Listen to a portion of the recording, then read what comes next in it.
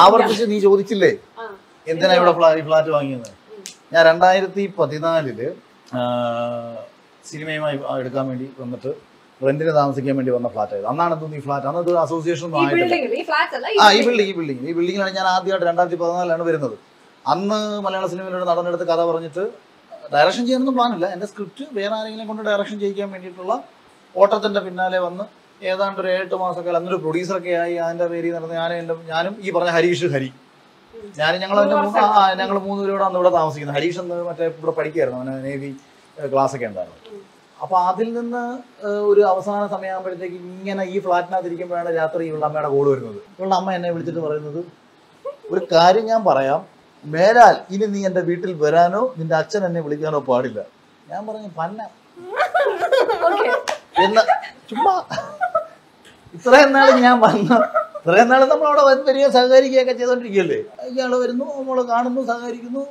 വളരെ ഞാനവിടെ വരുന്നതിന് മുമ്പ് മറ്റേ മട്ടൺ സ്റ്റൂ ഉണ്ടാക്കി വെക്കുന്നു, ചെമ്പാ പുട്ട് വെച്ചിട്ട്, ചെമ്പാ പുട്ടുപൊടി വെച്ചിട്ട്, മോനെ നിനക്ക് ഇഷ്ടപ്പെട്ട പുട്ട് ഉണ്ടോ ഒക്കെ വെച്ചിട്ടുണ്ട്, നീ എവിടാടോ എന്ന് ചോദിച്ച് വിളിച്ച ആളൊരു പെട്ടെന്നൊരു സുപ്രഭാതത്തിൽ വരണ്ടെന്ന് പറയുന്നു. അങ്ങനെ കുറേ ഇഷ്യൂസ് ഉണ്ടാകുന്ന ആ രാത്രിയിൽ എനിക്ക് ഇവിടുന്ന് ദേഷ്യം ഇരിക്കുന്ന വെച്ചാൽ സംസാരിച്ച് ബഹളമായി. അച്ഛനെ വിളിച്ചപ്പോഴത്തേക്ക് എന്തോ അച്ഛനും ഇവളുടെ അമ്മയും കൂടെ വിളിച്ചിട്ട് അങ്ങോട്ടും ഇങ്ങോട്ടും സംസാരമായി എൻ്റെ പുറത്തേക്ക് ഇവിടുന്ന് വിളിക്കുന്നതാ.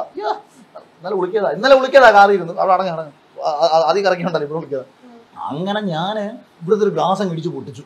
ഫോണിൽ കാര്യം പറഞ്ഞിരിക്കുകയല്ലേ, ഈ ബിൽഡിങ്ങിലെ ആ താമസിച്ചുകൊണ്ടിരുന്ന ഫ്ലാറ്റിന്റെ ഒരു ഗ്ലാസ് അങ്ങ് ഇടിച്ച് പൊട്ടിച്ച് കയ്യെല്ലാം മുറിഞ്ഞ് എനിക്ക് എന്റെ ദേഷ്യം കയറി വന്നു. അവിടെ നിന്ന് ഹരീഷിന്റെ ഒരു കാർ എടുത്തുകൊണ്ടാണ് ഇവിടെ രാത്രി വന്ന് കയറി ഇവിടെ വിളിച്ചിറങ്ങുന്നത്. അങ്ങനെ സംഭവം ഞാൻ കഥ പറഞ്ഞായിരുന്നല്ലോ.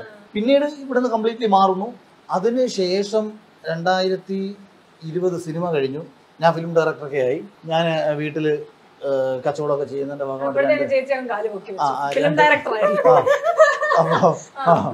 അപ്പം ഇവളുടെ വീട്ടില് വീണ്ടും നമ്മൾ താമസിക്കാൻ വരുന്നു. വീണ്ടും അവിടെ ശാശി പ്രശ്നങ്ങൾ ബഹളമായി. ഇറങ്ങി പോകേണ്ടി വരുന്നു, അല്ലെങ്കിൽ ഇറക്കി വിടുന്നു, ഇറങ്ങി പോകുന്നു.